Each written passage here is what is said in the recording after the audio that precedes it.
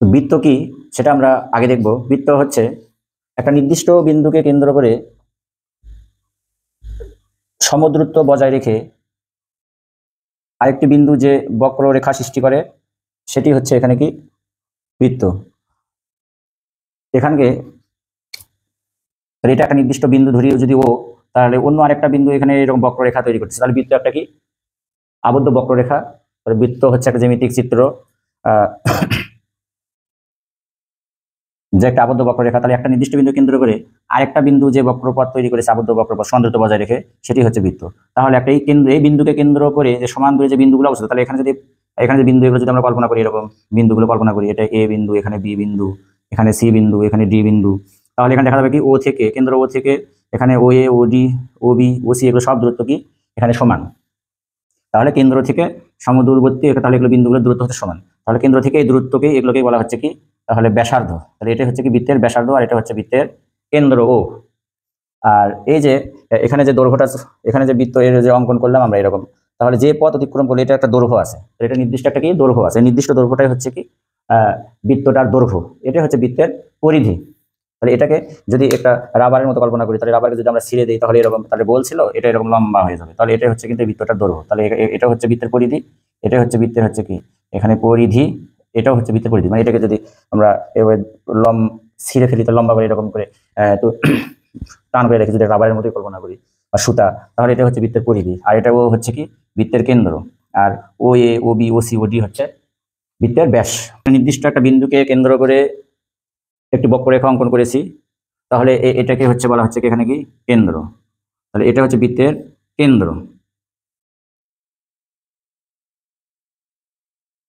আর এখানে কেন্দ্র থেকে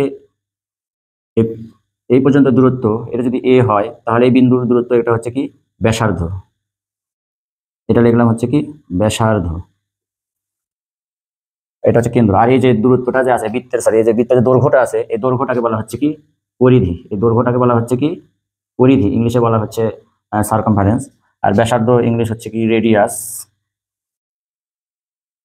এখন কেন্দ্র এটা সেন্টার, কেন্দ্রকে নাম দিলাম আমরা সেন্টার, টিআরইউ এখানে দেওয়া যাবে, সিএন টিআরই সেন্টার।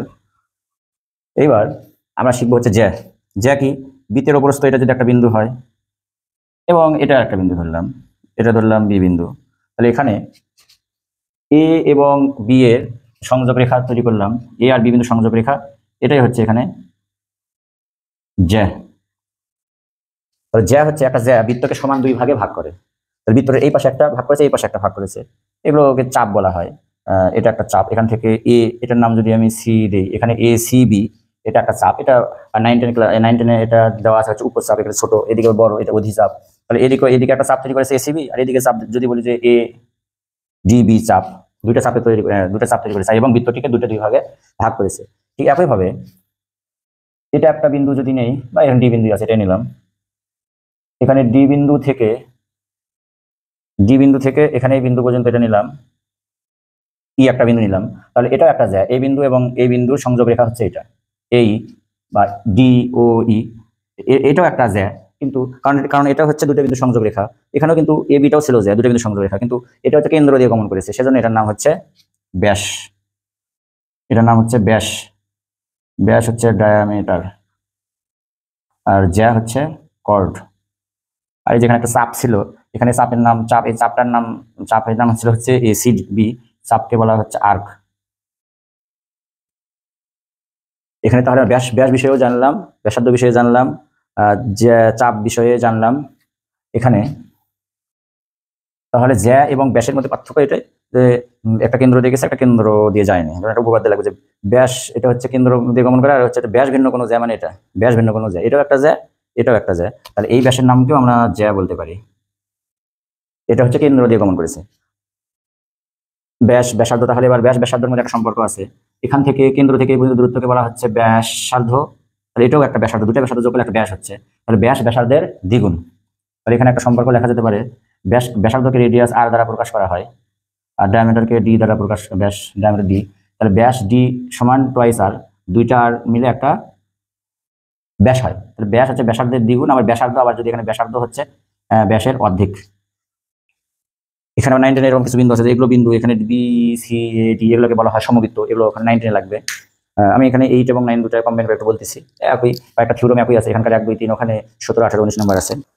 যেটা বলতে চাচ্ছিলাম 9 10 এ এরকম কিছু উপপাদ্যের ভেতর লাগবে যে এগুলো হচ্ছে সমবৃত্ত, মানে বৃত্তের উপরে, বৃত্তের উপরস্থ বিন্দুগুলো হচ্ছে সমবৃত্ত, আর এটা হচ্ছে বৃত্তের অভ্যন্তরস্থ বিন্দু। আর যদি কোনো একটা বিন্দু বৃত্তের বাইরে বলতেছি পি বিন্দু, তাহলে এটা বহিস্থ বিন্দু, এটা বৃত্তের বাইরে অবস্থিত। এর পরবর্তী ক্লাসে আমরা থিওরেমগুলো দেখবো, উপপাদ্যগুলো দেখবো, নবম দশম শ্রেণী মিক্সড করে দেখবো। ধন্যবাদ।